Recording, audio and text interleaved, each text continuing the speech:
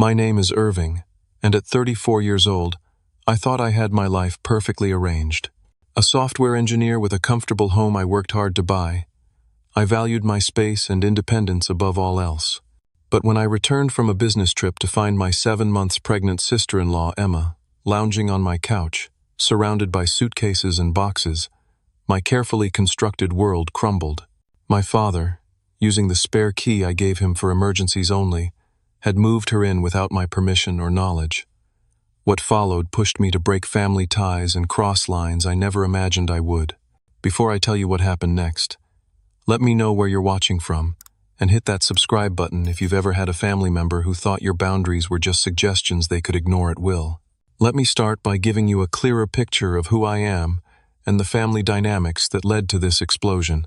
I've been a software engineer for almost 12 years now, specializing in cybersecurity for a company that develops banking software. My work requires intense focus, strict deadlines, and occasional late nights when systems need monitoring. After saving for years, I purchased my home 4 years ago, a modest 3-bedroom house with a finished basement that I converted into my home office. This house represented freedom to me, a sanctuary I could control after a childhood where control was something I rarely experienced. My parents divorced when I was 12, a messy split that left emotional scars I still carry. My father, Harold, remarried when I was 15 to a woman named Diane, who tried her best to connect with me and my brother Marcus, but the damage was already done.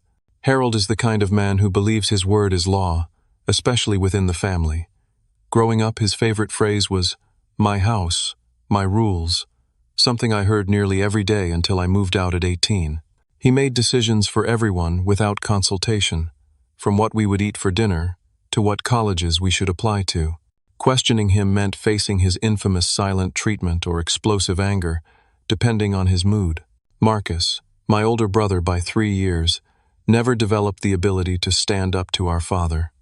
He became a people pleaser, always seeking approval and avoiding conflict at all costs. This pattern followed him into adulthood, making him easily manipulated by anyone with a strong personality, especially Harold. 3 years ago, Marcus married Emma, a kindergarten teacher from a small town about an hour away from the city where we live. Emma is 26, currently 7 months pregnant with their first child, a boy they plan to name James. While Emma and I never became particularly close, I always respected her kindness and genuine nature. Unlike many people who entered our family, she never seemed interested in playing the power games that often dominated family gatherings.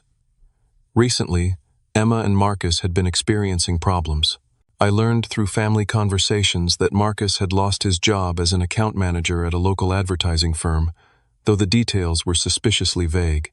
The financial strain became evident when they couldn't afford their apartment anymore.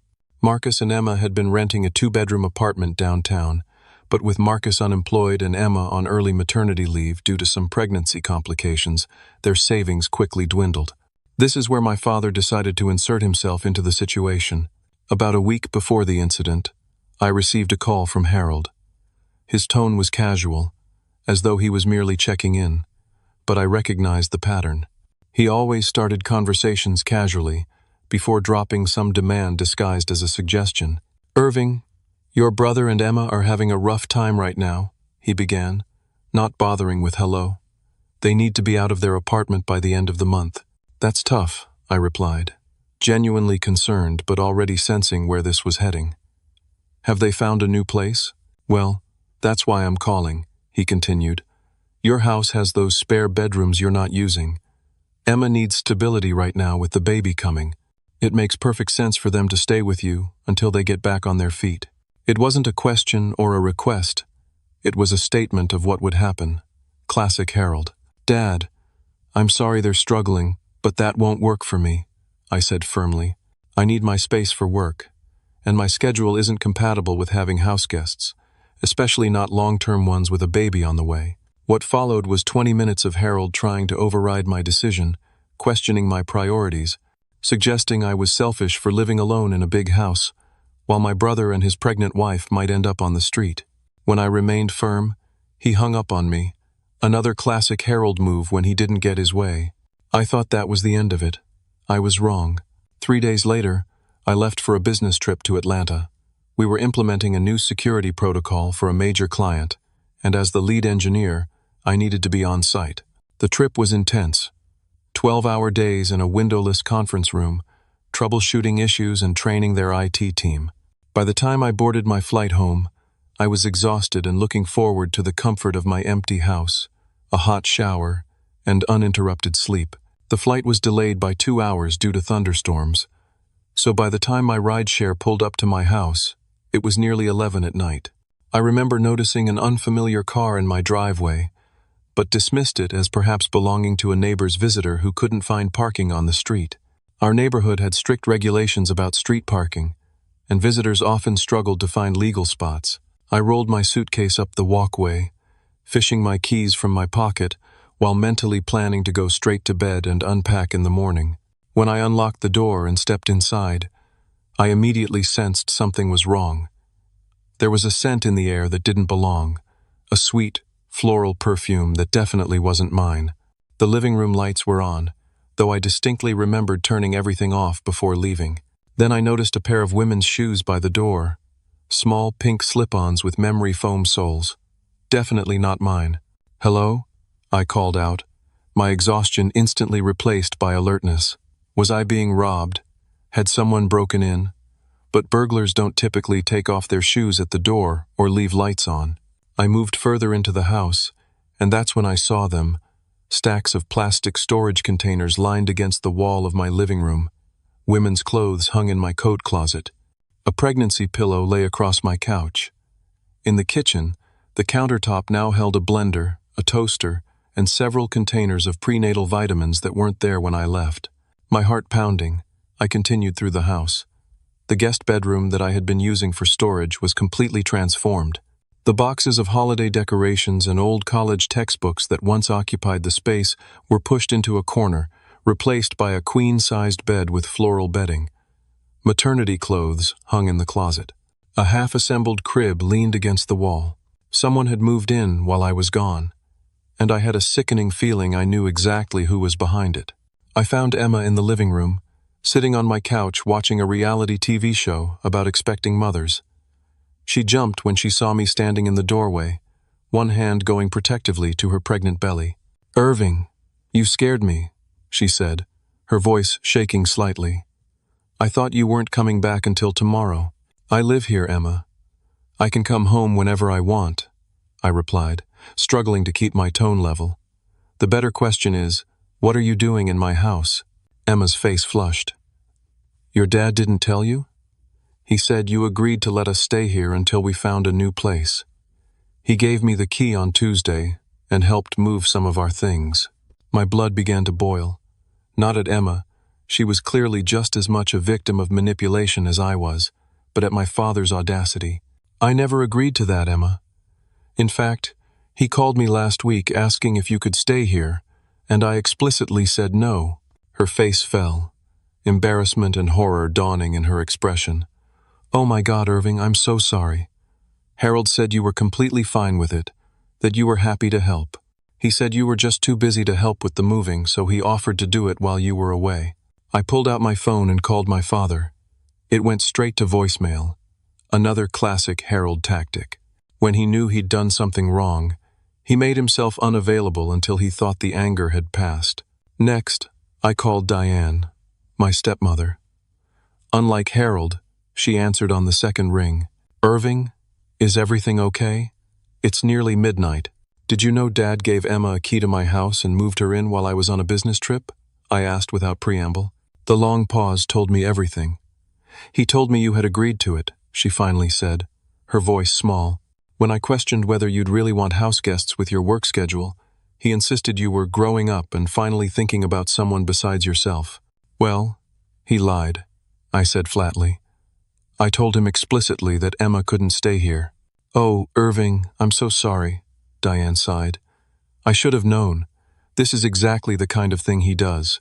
After hanging up, I turned back to Emma, who looked absolutely mortified. "I had no idea," she whispered, tears forming in her eyes. "Marcus is staying with a friend tonight because they're having a guys' night before the baby comes. I'll call him to pick me up." I felt terrible for Emma. 7 months pregnant, it was nearly midnight, and she'd just learned she'd been made an unwitting participant in my father's manipulation. "You don't have to leave right this second," I told her. "It's late, and this isn't your fault. But I need to be clear, you can't stay here long term. Where is my father? I need to speak with him. He said he'd be back in the morning to help finish setting up the nursery," Emma replied quietly. "The nursery." He was planning to convert my home office into a nursery, without asking me. This was no longer about a temporary stay. My father was orchestrating a complete takeover of my home, my space, my life, without my consent, and I knew exactly what would happen next. Once Emma and the baby were settled in, it would become heartless to ask a new mother and infant to leave.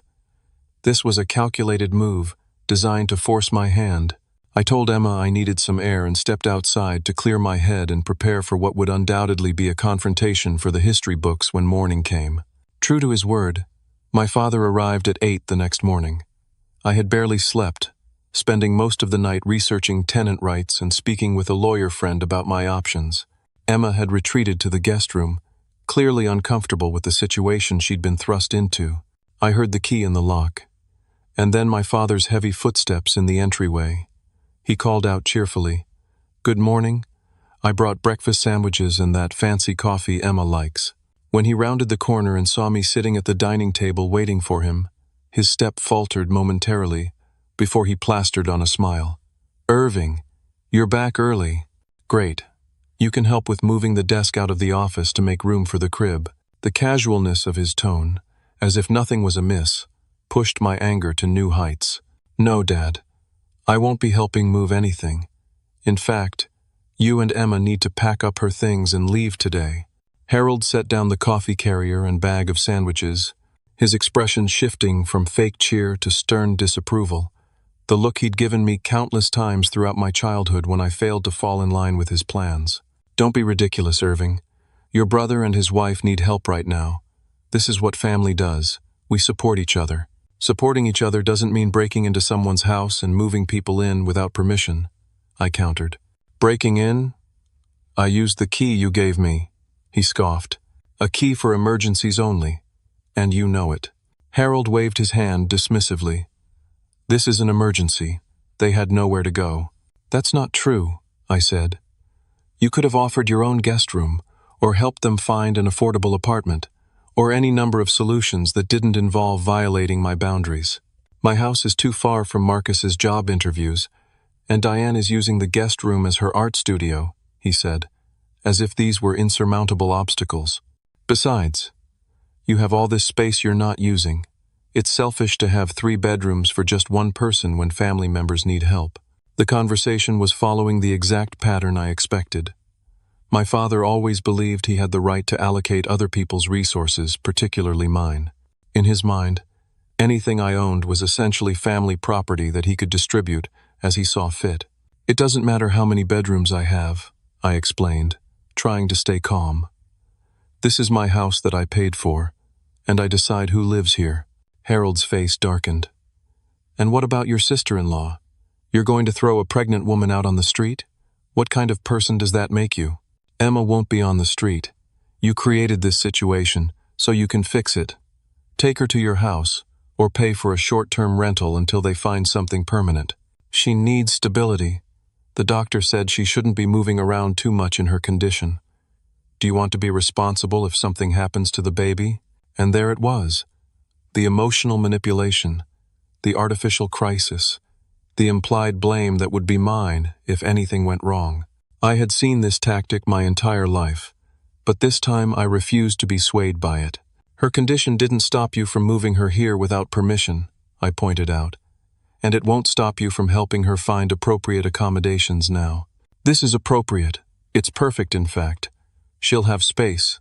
You can help out when the baby comes, and Marcus can save money to get back on his feet." The more he spoke, the clearer his plan became. This wasn't a temporary arrangement in his mind. He envisioned Emma, Marcus, and the baby living with me indefinitely while I provided free housing and childcare. "No," I said firmly. "This won't work for me. I work from home 3 days a week. I often work late hours, Sometimes I need to be on international calls at odd hours. Having a newborn in the house would make that impossible. Harold dismissed my concerns with another wave. You'll adjust. Everyone makes sacrifices for family. What sacrifices are you making in this scenario, Dad? I asked pointedly. He looked genuinely confused by the question. I'm helping coordinate everything, aren't I? I spent all day yesterday moving boxes, so I sacrificed my home, my privacy, and my work environment, while you sacrifice one day of moving boxes for a plan you created without consulting me. His face flushed with anger. You've always been selfish, Irving, always thinking about yourself first. Your brother would do this for you in a heartbeat. Maybe because Marcus has never been allowed to have boundaries, I replied. But I do, and I'm enforcing them now. You and Emma need to leave today. Take her things with you. I will not, Harold declared, crossing his arms. The decision has been made. Emma stays. It's not your decision to make. Someone has to make these decisions when others are being unreasonable. Our voices had risen to the point where Emma emerged from the guest room, looking distressed. Please stop fighting, she pleaded, one hand cradling her pregnant belly. I don't want to cause problems. I can find somewhere else to go. Harold turned to her, his voice suddenly gentle. You're not going anywhere, Emma. Irving is just being difficult. He'll come around. That was the final straw. Dad, Emma, I need you both to leave right now. Dad, give me back my key.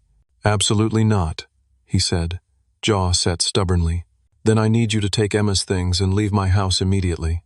No, if you don't leave, I'll call the police and report you for trespassing. Harold laughed. You wouldn't dare call the cops on your own father. I pulled out my phone. Try me. His expression changed from amusement to shock as I began dialing. You can't be serious, he sputtered. This is family business. This is my property, I corrected him. And you're refusing to leave after being told to. That's trespassing. Irving, think about what you're doing, he warned, his voice low and threatening. If you do this, there's no coming back from it. I looked him directly in the eyes as I finished dialing. I know exactly what I'm doing. The phone rang twice before the 911 operator answered.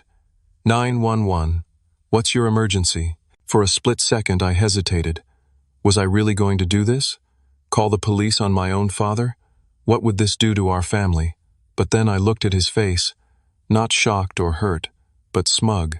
He still didn't believe I would go through with it. He thought this was another game of chicken that I would lose, just like all the others throughout my childhood and early adulthood. Hello, I need to report trespassers in my home who are refusing to leave, I said, my voice steadier than I expected. Are you in immediate danger? The operator asked. No, but they entered without permission and won't leave when asked. Do you know these individuals? Yes, it's my father and my sister-in-law. My father used a spare key to move her in while I was away on business, without my knowledge or consent. I've asked them to leave, and my father is refusing. As I gave the operator my address and details, I watched my father's expression transform from smug certainty to disbelief, then to burning anger. He began pacing back and forth, shooting me looks that would have terrified me as a child. You ungrateful little... He started, but stopped himself when he remembered I was on the phone with 911.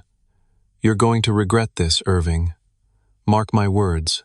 Emma had collapsed onto the couch, tears streaming down her face. Please, stop this, she begged. This stress isn't good for the baby. I'll leave right now, just stop. I felt terrible for Emma, truly I did. But I knew if I backed down now, the pattern would never end. My father would continue to believe he had authority over my life and my home. This wasn't just about today. It was about every future interaction, every boundary, every decision I would make as an adult.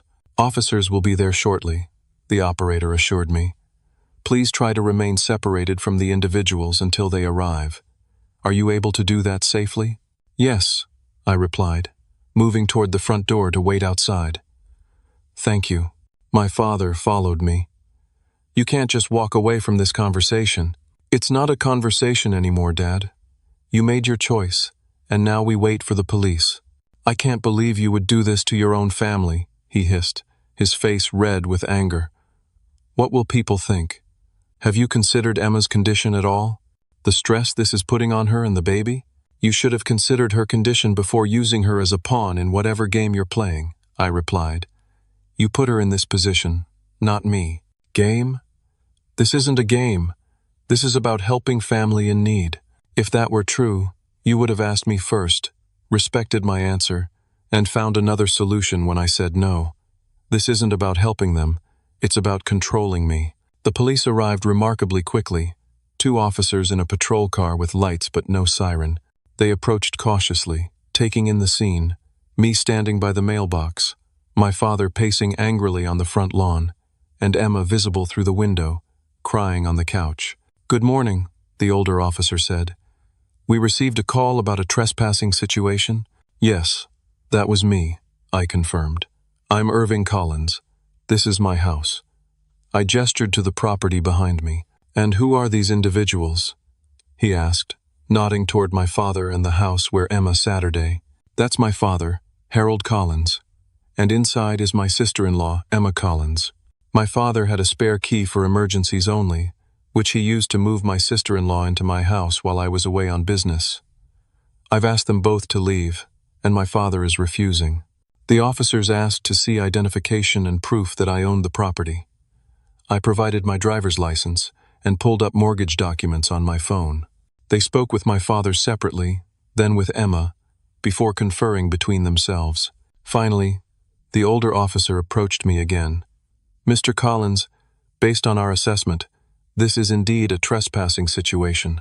Your father admits he moved your sister-in-law in without explicit permission, and you, as the homeowner, have the right to determine who stays in your residence." My father interrupted, stepping forward aggressively enough that the younger officer put a hand up to stop him. "I have a key," he shouted, waving it in the air. "Irving gave me this key." "Sir," the officer said firmly, "possessing a key doesn't grant occupancy rights.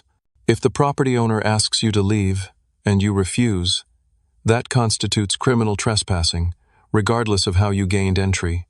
This is ridiculous. He's my son. This is a family matter." "Sir, I need you to calm down," the officer warned. But my father was beyond calming. Decades of unquestioned authority within the family had convinced him he was immune to consequences. "Do you know who I am in this community? I'm on the board of the business association. I play golf with Judge Stevenson." The officers exchanged glances. The older one sighed. "Mr. Collins, I'm going to ask you one more time to leave the property peacefully. Your daughter-in-law can gather her essentials, and arrangements can be made later to collect the rest of her belongings." "I will not leave. This is an outrage. My son is throwing his pregnant sister-in-law onto the street, and you're helping him?" "No one's going on the street, Dad," I interjected. "I'll pay for a hotel for Emma until you or Marcus figure something out, but she can't stay here." "A hotel? With her condition? Ridiculous. She needs stability." The officer's patience was clearly wearing thin. "Sir, this is your final warning. Leave the property now, or we will place you under arrest for criminal trespassing." I don't think my father believed it would happen, even then. His face registered shock when the officer reached for his handcuffs. "You can't be serious," he sputtered. "I'm very serious, sir. Please turn around and place your hands behind your back." What followed was surreal. My father, the man who had loomed so large in my life, who had always seemed untouchable and all-powerful within our family, was being handcuffed on my front lawn. He didn't resist physically, but the stream of threats and accusations that poured from his mouth made the officers exchange another knowing look. "You're making a huge mistake," he told the officers. "I know people who can make your jobs very difficult." "That sounds like a threat against law enforcement officers," the younger one noted calmly. "Would you like to add that charge?" My father finally fell silent as they led him to the patrol car. The older officer turned to me. "We'll need to take him to the station for processing. In the meantime, you might want to make arrangements for your sister-in-law." I nodded, a complex mix of emotions washing over me. Relief that my boundaries were being enforced, guilt for putting Emma through this stress, sadness that it had come to this. But underneath it all, a sense of liberation I hadn't expected. For the first time in my adult life, I had stood up to my father's manipulation and won. I approached Emma, who looked absolutely devastated by what had unfolded. "I'm so sorry you got caught in the middle of this," I told her sincerely. "Let me help you get to a hotel until Marcus can figure something out." She nodded tearfully, one hand still protectively cradling her pregnant belly. "I truly had no idea he hadn't discussed this with you. He told us you were happy to help, that you suggested it even." I booked her a room at a nearby hotel with a kitchenette, paid for a week up front, and called a rideshare to take her there. As she waited for the car, she looked at me with red-rimmed eyes. "What happens now? With your father, I mean?" "I don't know," I admitted. "But whatever happens, this isn't your fault. This is between him and me." As the rideshare pulled away with Emma inside, I returned to my empty house, changed the locks, and tried to process the magnitude of what had just occurred. My father had been arrested because of me. The family dynamic had been irrevocably altered. And somehow, standing in my quiet living room, I felt both lighter and heavier than I ever had before. The aftermath began almost immediately. Within an hour of my father's arrest, my phone exploded with messages and calls. Marcus, unsurprisingly, was the first and most furious. "What the hell is wrong with you?" he shouted when I answered his call. "You had Dad arrested? For trying to help your pregnant sister-in-law?" I took a deep breath. "Marcus, he didn't have permission to move Emma into my house. I explicitly told him no when he asked last week. So what? She needed somewhere to stay. We're family. That doesn't give him or you the right to move someone into my house without my consent," I explained as calmly as I could. He refused to leave when asked. "That's trespassing." "It's Dad. With a key you gave him. How is that trespassing?" This conversation was going exactly as I expected. Marcus, forever under our father's influence, couldn't comprehend why I would enforce a boundary. The key was for emergencies only, and he knew that. Moving Emma in without my knowledge isn't an emergency, it's an invasion. Marcus scoffed. "You're being dramatic. It's not like he rented your house to strangers. It's your brother's wife and your future nephew." "That's not the point," I insisted. "The point is that both of you seem to think you can make decisions about my home without consulting me. Because you're being selfish. You have all that space just for yourself, while Emma and I are struggling." The conversation circled uselessly for another 10 minutes before Marcus hung up on me, declaring that I was dead to him until I fixed this mess by dropping charges against our father and letting Emma move in. I knew this was just the beginning of the family fallout. Less than 20 minutes after Marcus's call, I received a text from an unknown number. "You'll regret what you did to your father. Families should stick together, not stab each other in the back. Watch yourself." I recognized the writing style immediately. It was from Walter, my father's longtime friend and business partner.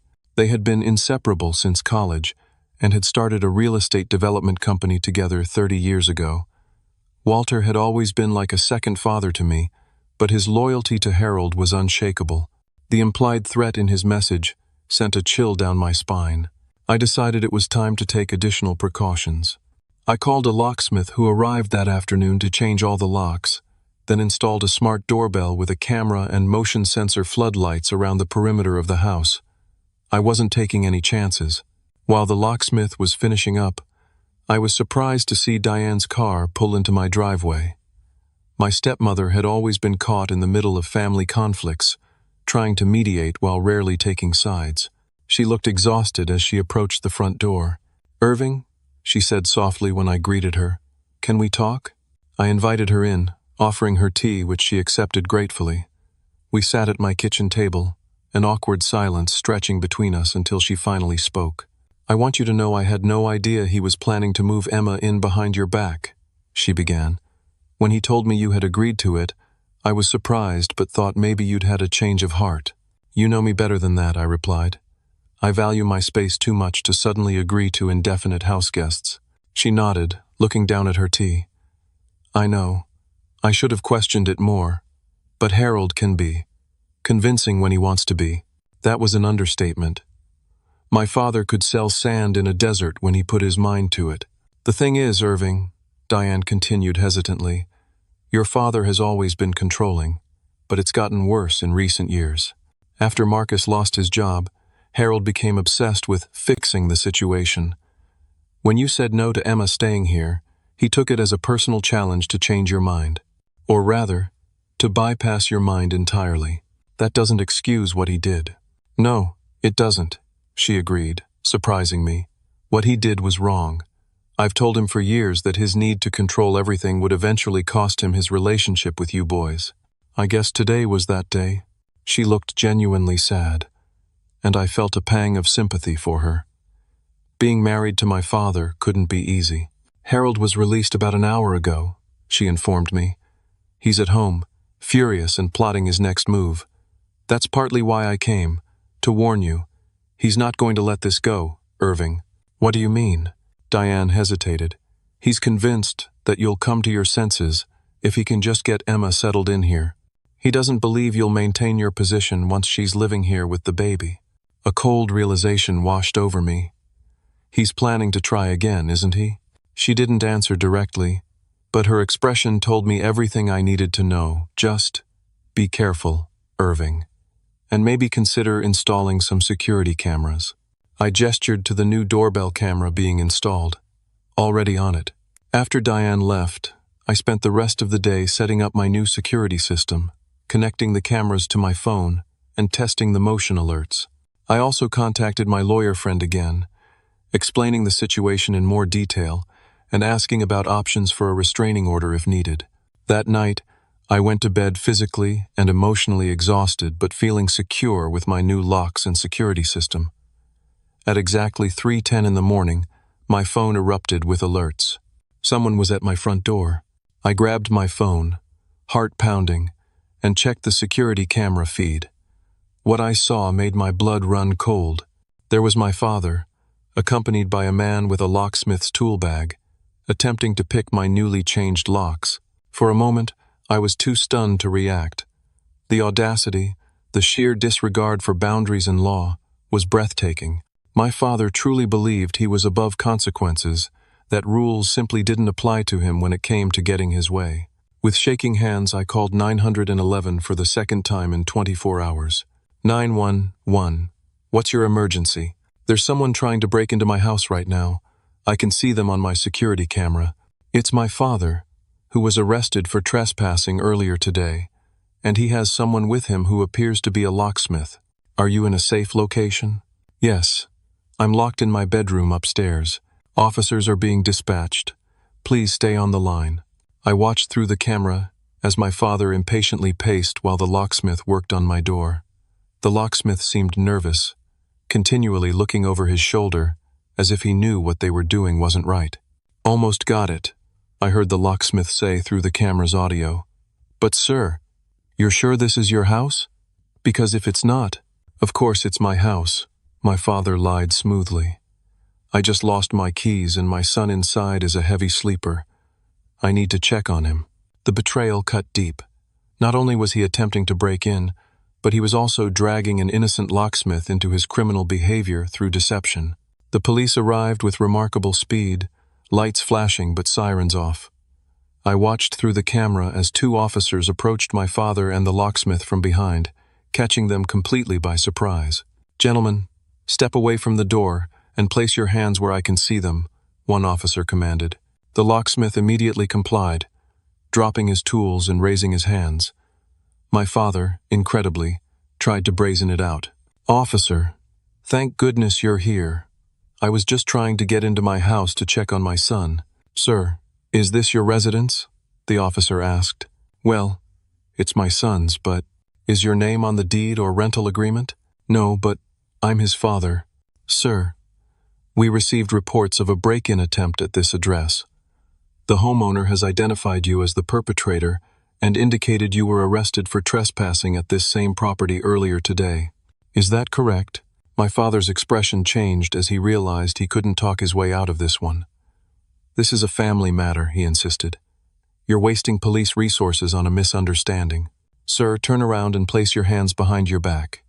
You're under arrest for attempted breaking and entering, as well as violation of your release conditions from the earlier trespassing charge.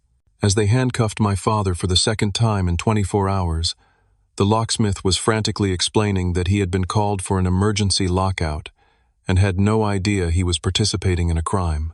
The officers separated him from my father for questioning. I watched it all unfold on my phone screen, a surreal movie starring my own father as the villain. When the officers called to confirm that I wanted to press charges, I didn't hesitate this time. "Yes," I said firmly, "and I want a restraining order." The days following my father's second arrest were chaotic. Family members I hadn't spoken to in years suddenly had opinions about my cruelty and selfishness. My phone became a battleground, with text messages and voicemails divided into two camps, those condemning me for having my father arrested, and those quietly supporting my right to set boundaries. My Aunt Patricia, my father's sister, called to berate me for tearing the family apart over a spare bedroom. My cousin Tyler sent a text saying, "Finally, someone stood up to Uncle Harold. About time." My mother, who had remained largely distant since the divorce, surprised me with a supportive email. "I'm proud of you for doing what I never could, standing your ground with him." Meanwhile, my father's legal situation had become significantly more complicated. The second arrest violated the conditions of his release from the first charge, and the attempted breaking and entering was a more serious offense. His longtime friend Judge Stevenson had recused himself from the case due to their personal connection, and the judge assigned to the case was known for being strict about repeat offenders. On the fourth day after the second arrest, I received an unexpected visitor. Marcus appeared at my door, looking haggard and angry. I almost didn't answer, but decided it was better to face him directly than allow tensions to fester further. "Can I come in?"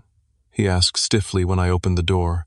I stepped aside, allowing him into the house he had expected his wife to occupy. He glanced around, taking in the security cameras I'd installed, before turning to face me. "Dad's facing jail time because of you," he said without preamble. "Actual jail time, Irving. Is that what you wanted?" "I wanted him to respect my boundaries," I replied calmly. "Everything that's happened has been a consequence of his choices, not mine." Marcus laughed bitterly. "Right. Because calling the cops on your own father is totally normal behavior. Is breaking into your son's house at 3 a.m. normal behavior?" I countered. "He was desperate. You left him no choice." I stared at my brother, truly seeing him for perhaps the first time.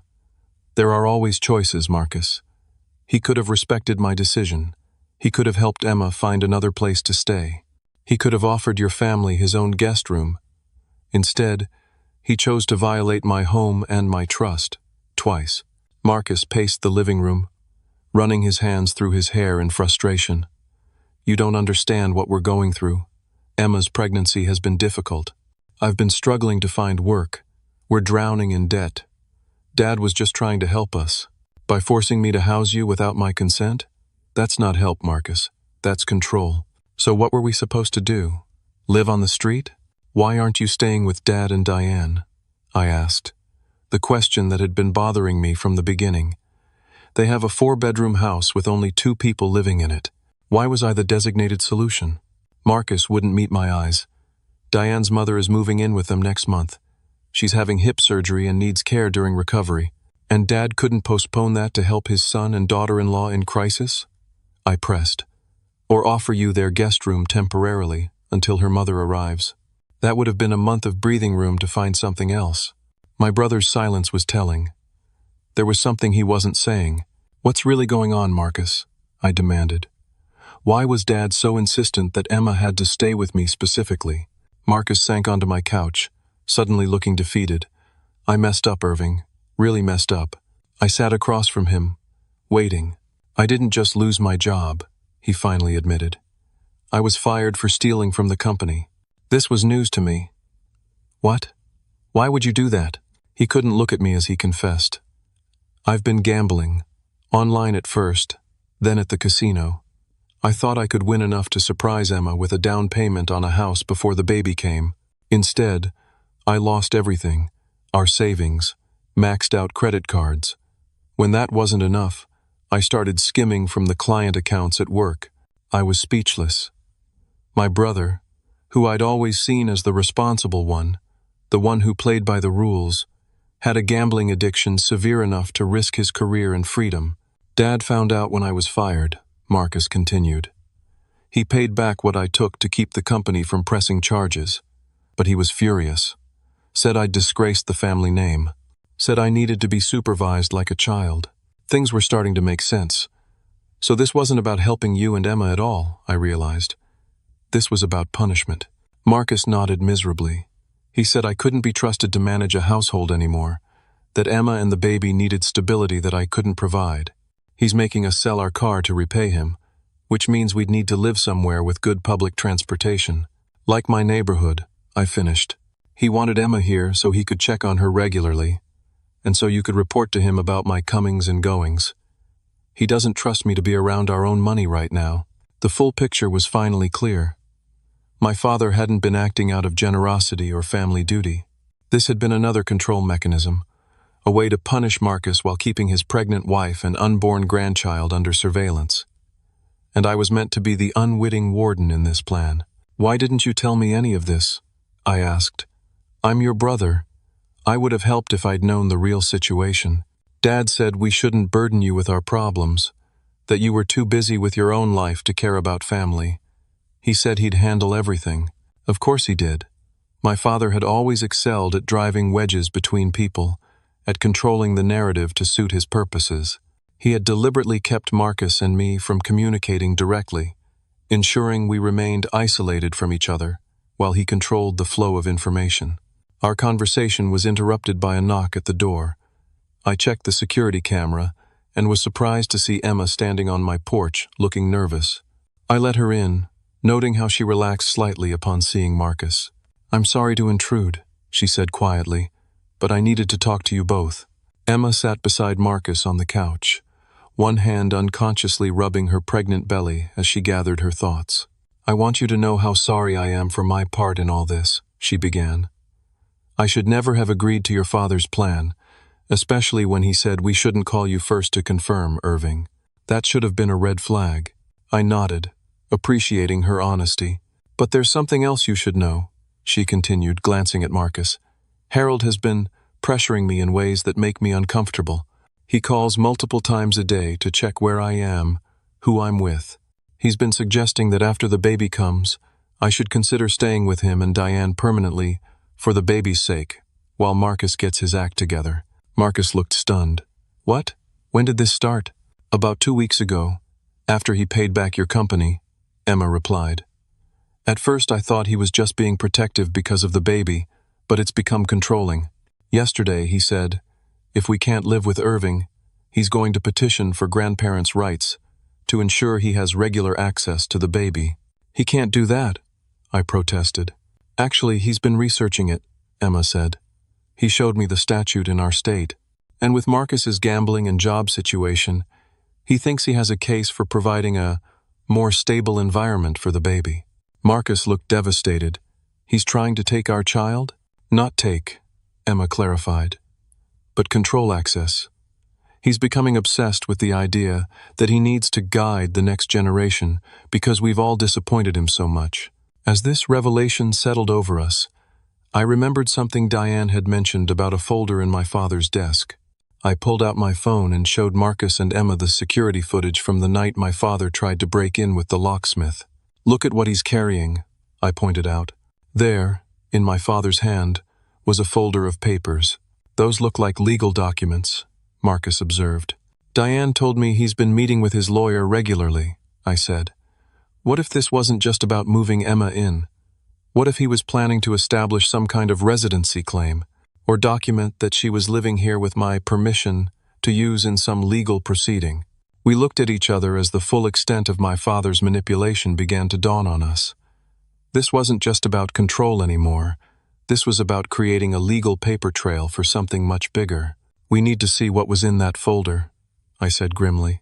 I contacted my lawyer friend, who agreed to help us access the documents that had been collected as evidence when my father was arrested. What we discovered confirmed our worst fears. My father had drafted a lease agreement with my forged signature, giving Emma and Marcus legal right to occupy my home for a nominal fee. He had also prepared guardianship papers that would grant him significant legal authority over their unborn child in case of any parental instability. The three of us sat in stunned silence as the magnitude of what we'd narrowly avoided sank in. My father hadn't just been trying to move Emma into my house. He had been orchestrating a complex legal trap designed to give him control over multiple aspects of our lives. "I can't believe he would go this far," Marcus whispered, holding Emma's hand tightly. But I could believe it. This was merely the logical extension of the control my father had exerted throughout our lives, now threatened by Marcus's mistakes and my independence. "We need to end this cycle," I said finally. "All of us, or he'll never stop trying to control our lives." For the first time in years, perhaps ever, Marcus and I were truly united, and with Emma's support, we began to formulate a plan to break free from our father's manipulation once and for all. The next few weeks were transformative for all of us. With my father temporarily out of the picture due to his legal troubles, we had space to implement our plan without his interference. My first priority was ensuring Emma had suitable housing for the remainder of her pregnancy. Rather than a temporary hotel, I helped her find a one-bedroom apartment in a building specifically for expectant mothers and new parents. The rent was subsidized by a local nonprofit, making it affordable even on a tight budget. The building had security, shared laundry facilities, and a nurse who checked in weekly with residents, perfect for Emma's situation. For Marcus, the journey was more complicated. He finally admitted he had a gambling addiction and agreed to seek help. I accompanied him to his first Gamblers Anonymous meeting, sitting in the back as moral support while he shared his story with strangers. It was the first time I'd seen my brother take genuine responsibility for his actions, without deflecting blame or making excuses. "I never realized how much I was trying to win Dad's approval through money," he confessed to me afterward. "I thought if I could just show him I was financially successful, he'd finally respect me as an adult." Marcus also agreed to financial counseling and found a job at a local supermarket. The position was far below his qualifications, but it came with health benefits that would help with the baby's medical costs and managers who were willing to work around his treatment schedule. Most importantly, it was honest work that kept him busy and away from gambling triggers. When the day of my father's court appearance arrived, I made the difficult decision to attend, not to support him, but to show the court that this wasn't a simple family misunderstanding as his lawyer was attempting to portray. The courtroom was tense. My father, dressed impeccably in a suit that probably cost more than Marcus's monthly salary, barely glanced at me as I entered. His lawyer had been pushing for all charges to be dropped, arguing that this was a family matter that got out of hand and that no real harm was done. When the judge asked if I wanted to make a statement, I stood and spoke clearly. "Your Honor, what my father did goes beyond a simple misunderstanding. He deliberately violated my boundaries, attempted to establish unauthorized tenancy in my home, forged my signature on legal documents, and tried to break into my house in the middle of the night. This pattern of behavior represents a fundamental disrespect for my autonomy as an adult and as a homeowner. While I don't wish to see my father incarcerated, I do believe there must be consequences for his actions and legal protections to prevent future violations." The judge considered my words carefully before delivering his ruling. My father was sentenced to 2 years probation, mandatory counseling, community service, and a restraining order, preventing him from coming within 500 feet of my property. Most importantly, the judge made it clear that any violation would result in jail time, no exceptions. As we left the courtroom, my father finally approached me, his expression a mix of anger and disbelief. "You've destroyed this family," he said quietly. "I hope you're satisfied." I looked at him, really looked at him, perhaps for the first time in my adult life. Not as the towering authority figure from my childhood, but as a flawed man whose need for control had alienated everyone around him. "I didn't destroy anything, Dad," I replied evenly. "I just refused to let you control my life anymore. There's a difference between helping family and manipulating them. I hope someday you learn what that difference is." I walked away then, leaving him standing alone in the courthouse hallway. It wasn't a triumphant moment, but a necessary one. For both of us. In the months that followed, our family underwent a transformation that would have seemed impossible before. Diane, emboldened by the changes she witnessed, began setting her own boundaries with my father. She enrolled in art classes she'd always wanted to take and started spending more time with her friends and family, independent of Harold. Marcus completed an intensive outpatient program for his gambling addiction and continued attending GA meetings 3 times a week. He was promoted to department manager at the supermarket and had been completely transparent with Emma about their finances, giving her access to all accounts and agreeing to a strict budget. And Emma, strong and resilient Emma, gave birth to a healthy baby boy they named Jordan. I was there at the hospital, the proud uncle holding his tiny nephew for the first time. As I looked down at his perfect little face, I made a silent promise that the cycles of control and manipulation that had defined our family would end with our generation. 3 months after Jordan was born, I made a decision that surprised everyone, including myself. I purchased a small 2-bedroom house just 2 blocks from my own and offered it to Marcus and Emma at a reduced rent they could afford, close enough to be supportive, but separate enough to maintain healthy boundaries. "Why would you do this after everything that happened?" Marcus asked when I showed him the house. "Because helping family doesn't mean controlling them," I explained. "It means supporting them while respecting their independence." Dad never understood that distinction. As for my father, the journey to redemption was slower and more uncertain. The mandatory counseling seemed to be having some effect. At Jordan's baptism, which Harold was permitted to attend with prior arrangement, he approached me with uncharacteristic humility. "I've been thinking about what you said at the courthouse," he admitted, "about the difference between helping and controlling. My therapist says I've been using money and resources as tools of manipulation my entire life." "That sounds accurate," I agreed, not making it easier for him. "I want to do better," he said simply. "I don't expect forgiveness or trust right away, but I want to try to be different, for Jordan's sake, if nothing else." It was a small step, but a significant one. Time would tell if it represented genuine change or another manipulation tactic. Either way, I was no longer vulnerable to his influence the way I once had been. My own healing journey involved therapy as well. I needed to understand why I had allowed my father's controlling behavior to continue unchallenged for so long, and how to build healthier relationships moving forward. I joined a support group for adult children of controlling parents, where I met others with similar experiences.